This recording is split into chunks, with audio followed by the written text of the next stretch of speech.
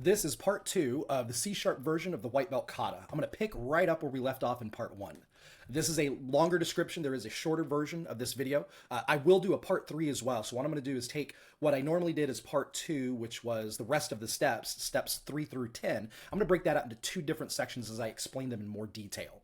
So today what we're going to do is we're going to go through, we're going to start the test, we're going to drive the design, we're going to assert the expectations, and we're going to make it compile. We're doing steps 3, 4, 5, and 6. So that'll be part 2 of this whole series, so this part 2 video. The last video, part 3, is going to be the final remaining steps, 7 through 10.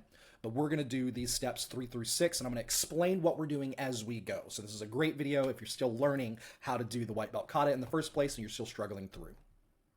Again, we're going to pick right back up where we left off. This is the solution that I created as a part of part 1. We're going to use this as our template. Now, if you're still practicing, part 1 is a good video to practice by itself. Do that over and over again. Build that up, delete the files, and then do the video again. And do that over and over until you're able to create this without the video. That's kind of your step. You want to make sure you can do that. These steps here, this is a good thing to also practice by themselves. So you create something that's ready to go, copy that somewhere so you can use that. So let me show you what that would look like so that you can redo this video again once you get the first part. So now that I've got all this up and running, I do need to close Visual Studio because I'm going to copy some things over. So I'm going to close Visual Studio here. Inside here, notice I've got my folder for my solution. This is where I put it. So here's my solution. Go back up a level. This is my folder. What I can do is I can copy this somewhere. I'm going to put it in the same folder, but you can put it on your desktop, your documents folder, put it in your OneDrive, your Google Drive, wherever you want to put it. I'm going to copy and paste this. And once it's done, I'm going to rename this to White Belt Kata after video 1. Or I could call it, maybe that's not a great name because maybe you don't remember video 1, but this is empty project and tests. So this is kind of the first step. Now that I've got this, when I want to start again, what I can do is I can delete this thing. I'm just going to rename it because I'm going to use it again. I can copy and paste. This is now my template. And so for this part 2 video, I can start from this. I'm going to copy paste. And now I can say White Belt Kata iteration 3. This is my 3rd attempt today. So now iteration 3. Now I've started from just the empty project structure and I'm ready to do this video. So kind of a nice way to go through that. This folder here is your template folder. That can be anywhere. Put it somewhere on your computer that you know you're going to find it. Maybe it's at the root of C code. Maybe you could put it under C code/templates. Wherever you want to put it, totally up to you. But now you can use that. Once you get good at the first video, you can use the result of that so you don't have to go through those steps over and over again. That's what we're running through here. So I'm going to reopen this solution now that we're ready to run through. We're going to run through the steps here. So starting off, we're going to start a test. What do we do to start a test? Starting a test is largely just renaming things and creating an initial test. It doesn't have any code yet. We're just creating a name and a shell for that test. So we're going to start our test. That's step 3. So inside, let me expand everything back so we can see it all again. So here's all the files. I'm going to do a build so I catch up back where you are.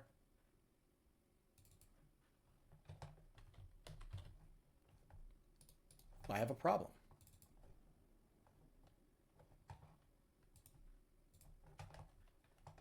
Oh, this opened up in Visual Studio 2022. So if you ever see that, that's actually really interesting to see. Let me open this back up so you can see what happened. You'll notice that it did end up opening in Visual Studio 2022. I can see about.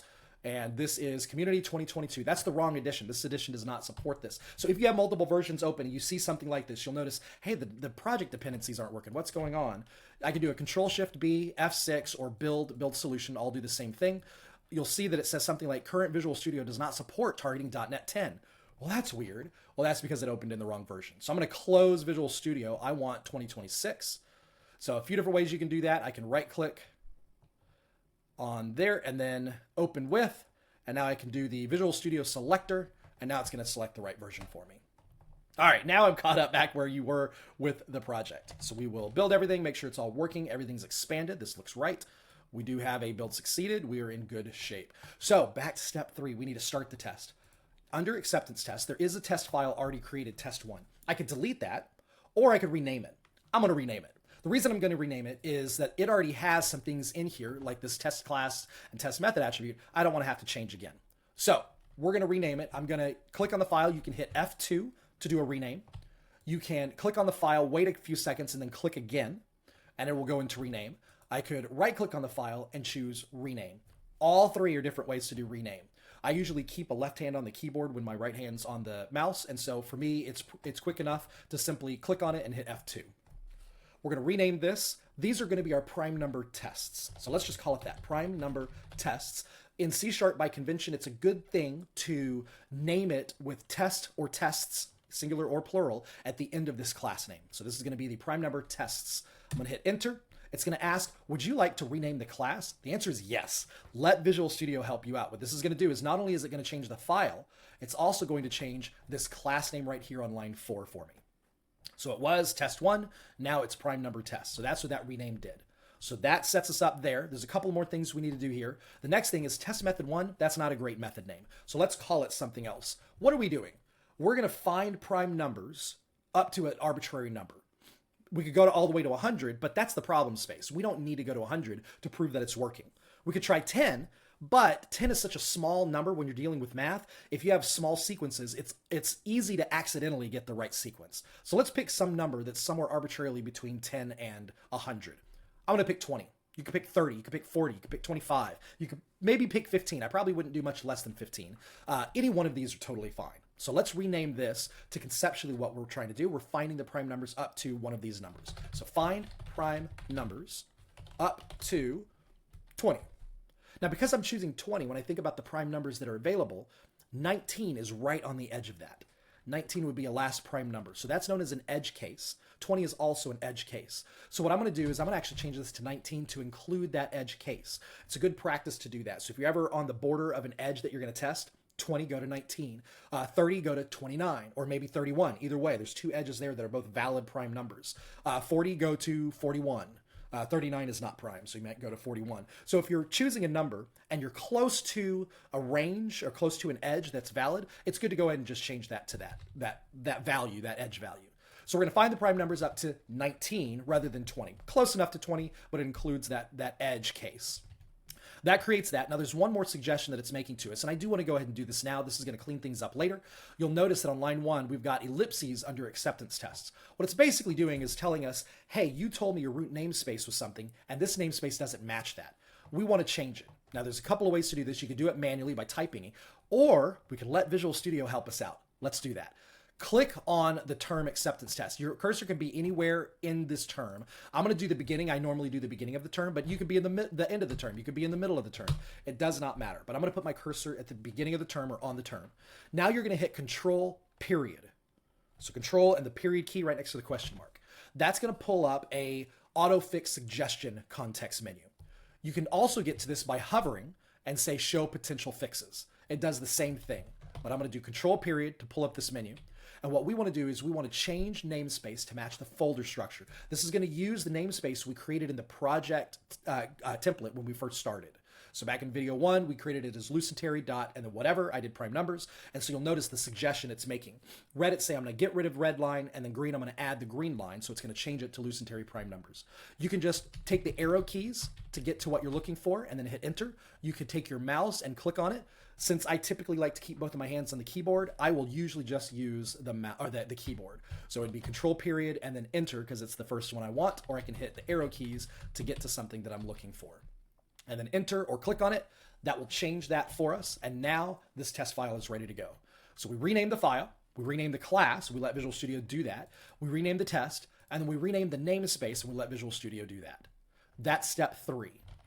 I took a while to explain that, but there's not a lot going on to it. That's all step 3 is. Step 4, we're going to drive the design. So here we're going to be back in the test.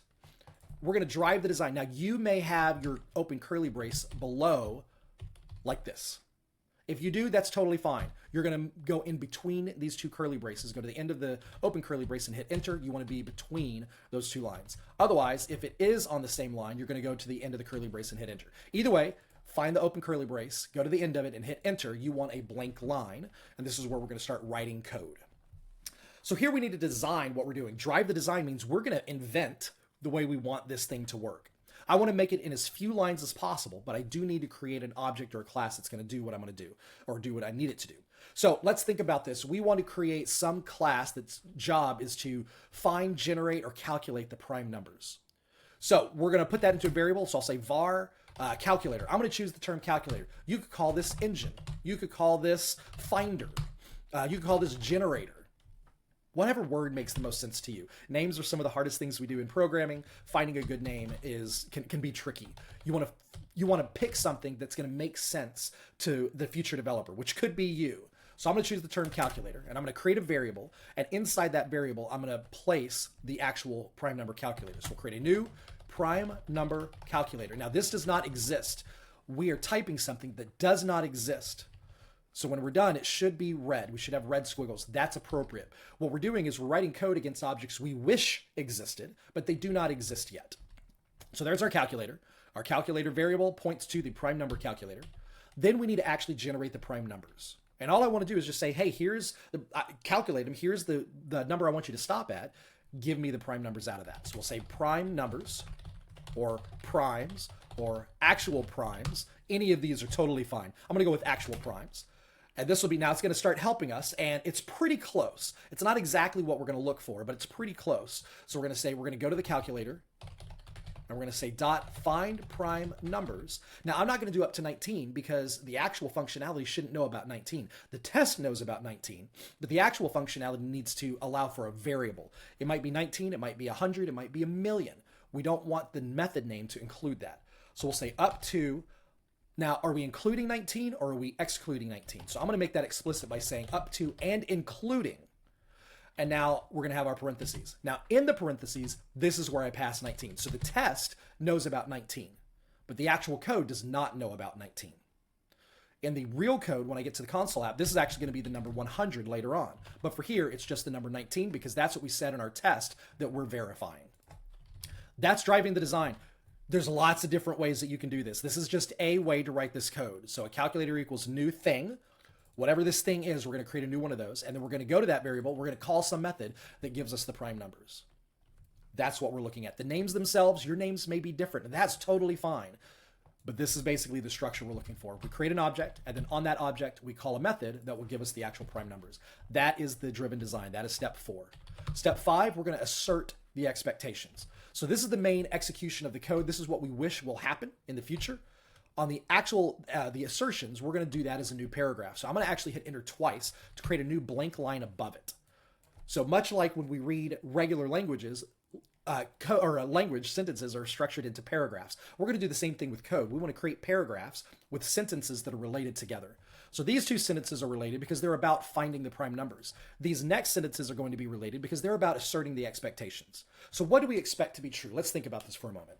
If we're finding the prime numbers up to 19, we expect that these actual primes will be the prime numbers up to 19. Well, what are the prime numbers up to 19? Let's calculate them either by hand or in our head. So I'm going to say var expected primes. I'm going to use the word expected to contrast the actual. So this is the expected primes. This is going to equal, and we're going to do this as, I don't know, some array or list or something. So let's do, let me actually make this a list. So we're going to make this a list of int32. This is going to be a list of integers. So int32 is integer. You can also see it like this, list of int.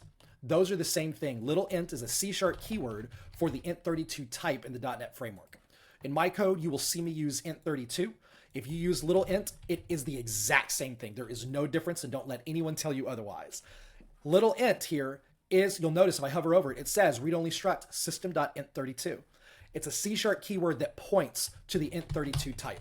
Since it points to that, and I like to keep my keywords very specific in terms of blue, I don't like int, which is a data type, to be blue the same as other keywords. I choose to use the .NET data type. I am probably one of the few developers you will meet that do that. So it does not matter which way you go. That is how I do this. So we're going to create an empty list. We're going to use the new collection initialization. So open, close, square bracket to create that list. And now we just want to list them off. So what are the prime numbers up to and including 19? They are 2, 3, 5, 7, 11, 13, 17, 19. Yes, I did that in my head. I've done this a few times. So those are the expected primes. Now, what do we expect to be true about actual? We expect them to be the same as expected primes. So let's make sure that those are the same. What we're going to do here is we're going to compare these two. There is an assert class, and it has an AreEqual method. And we could say, okay, let's pass the expected primes and the actual primes. Now, the problem is this will work in some frameworks. In MS Test, this will not work. What it's going to look for is to say, is the actual primes and the expected primes the same array? And that is not what we want. What we want to do is compare the elements of them, make sure they have the same number of elements, and make sure the values are the same. So instead of the assert class in MS Test, this is specific to MS Test. If you're using a different framework, you'll just need to Google real fast or do an internet search. How do I compare two lists in unit or XUnit? So in MS Test, we're going to go to the CollectionAssert class, and we want the AreEquivalent method. So AreEquivalent is going to take two collections. We'll say the expected primes, comma, actual primes, and there's our assertion. So collection assert, AreEquivalent, expected primes, actual primes. That's asserting the expectation. So here's the numbers we expect to happen. We want to make sure that these two lists are equivalent when we're all done. That's asserting the expectations. Let's head back. We're now on to the last step for this video. We want to make it compile. Make it compile basically means get rid of the red squiggles. That's it. So all we need to do is make it compile. You can also look, if you open up the error list, you'll notice that I have an error. We need to get rid of the errors. It will not compile with errors. If you try to run the test or build the solution, well, if you build the solution, it's going to, again, pull up the errors. It's going to tell you, hey, this doesn't work, and the output is going to say one failed. If you try to run the tests, it's going to get the error, and it's going to say, hey, there were build errors. Would you like to continue and run the test from the last successful build? No, you don't want to do that because that was code that we don't have anymore. That is dead code. So never run the test from an old build. That is never what you want. In fact, if you want, say do not show and say no. You never want to rerun the test from the last build. If it didn't build, you have a problem that you have to fix before you can run the tests. So we don't want to run the last build. So just say no. So all of that basically is as indicators to say we have a problem. Well, I can see it right here. There's the red. So what we need to do now is we need to get rid of this error. What it's saying is it can't find this class. We need to create this class. We're going to create just enough of this class to get it to compile so we can run the test and get a failing test. We can't even run the test right now. So I'm going to double click on this terms to highlight it, get it to my clipboard.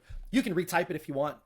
Why type if you can save yourself a few keystrokes? So if you double click on any term, it'll select that term.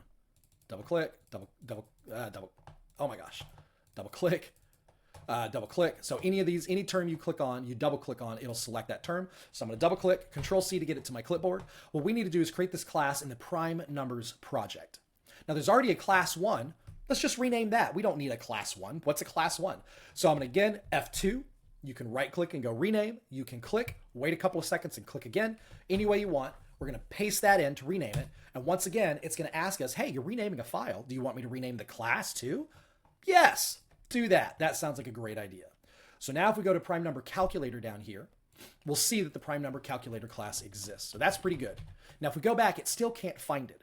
Why not? This has to do with namespaces. So the namespace for my test project is lucenterry.primenumbers. If you didn't change that, yours is acceptance tests or whatever you named the project. But the namespace for the PrimeNumberCalculator is PrimeNumbers or whatever you call yours. These are not the same. PrimeNumbers is not the same as lucenterry.primenumbers. This PrimeNumbers is in lucenterry, so it is a specific namespace that has lucenterry in front of it.